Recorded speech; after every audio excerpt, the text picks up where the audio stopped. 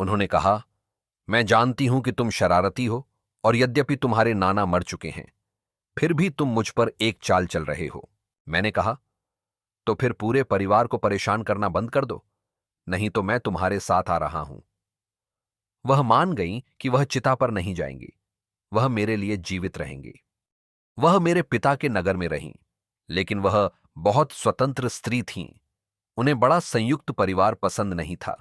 मेरे पिता के भाई, उनकी पत्नियां, उनके बच्चे, वह एक बहुत बड़ा कारवां था। उन्होंने कहा, यह स्थान मेरे लिए नहीं है। मैंने अपना पूरा जीवन अपने पति के साथ मौन में बिताया है। केवल 7 वर्षों तक तुम वहां थे, अन्यथा बातचीत भी अधिक नहीं हुई, क्योंकि कहने के लिए कुछ था ही नहीं।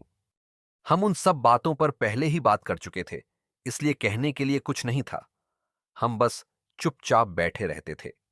और वह एक सुंदर स्थान था जहां वे रहते थे, एक बहुत बड़ी झील के सामने। इसलिए वे झील को देखते हुए बैठते थे और जल पक्षियों को उड़ते हुए देखते थे, जो कुछ रतुओं में हजारों की संख्या में आते थे। उन्होंने कहा, मैं अकेली रहना चाहती हूं। इसलिए उनके लिए नदी के पास एक घर खोजा गया जहां उन्हें कुछ समानता मिल सके। इस नगर में हमारे पास झील नहीं थी, लेकिन एक सुंदर नदी थी। पूरा दिन मैं स्कूल में रहता था या नगर में घूमता रहता था या हजारों और एक काम करता था, और रात में मैं हमेशा अपनी नानी के साथ रहता था। कई बार उन्होंने कहा, तुम्हारे माता पिता को बुरा लग सकता है। हमने तुम्हें उनसे 7 वर्षों के लिए लिया था, जिसके लिए वे हमें क्षमा नहीं कर सकते। हमने सोचा था कि जैसे हमने तुम्हें पाया था, वैसे ही तुम्हें स्वच्छ रूप में लौटा दें, तुम पर कुछ भी थोपने की कोशिश न करें। लेकिन वे नाराज हैं। वे ऐसा कहते नहीं हैं, लेकिन मैं महसूस कर सकती हूं, और मैं दूसरे लोगों से सुनती हूं कि हमने तुम्हें बिगाड़ दिया। और अब तुम अपने पिता और मां और अपने परिवार के साथ सोने नहीं जाते, तुम हर रात यहां आते हो।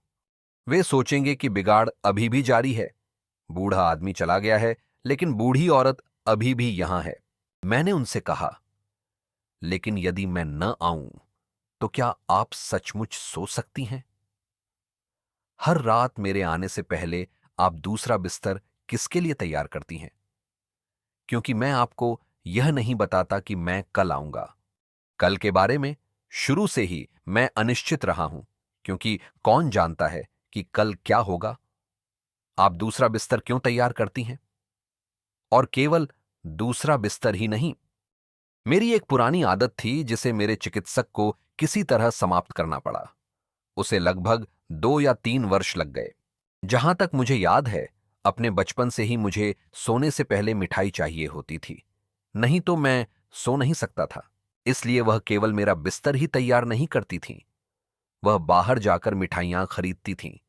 वे मिठाइयां जो मुझे पसंद थीं, और उन्हें मेरे बिस्तर के पास रख देती थीं ताकि मैं उन्हें खा सकूं। यहां तक कि यदि आधी रात को भी मेरा मन फिर से करे तो मैं खा सकूं। वह इतनी मिठाइयां रखती थीं कि यदि तुम पूरी रात खाते रहो तो भी कोई समस्या ना हो। मैंने उनसे पूछा, आप ये मिठाइयां किसके लिए लाती हैं? आप तो उन्हें खाती नहीं। नाना की मृत्यु के बाद से आपने मिठाई का स्वाद नहीं लिया है। मेरे नाना को मिठाइयां बहुत पसंद थीं। वास्तव में ऐसा लगता है कि मिठाइयों का यह विचार उन्होंने ही मुझे दिया। वह भी सोने से पहले खाते थे। किसी जैन परिवार में ऐसा नहीं किया जाता। जैन लोग रात में नहीं खाते, वे पानी या दूध या कुछ भी नहीं पीते।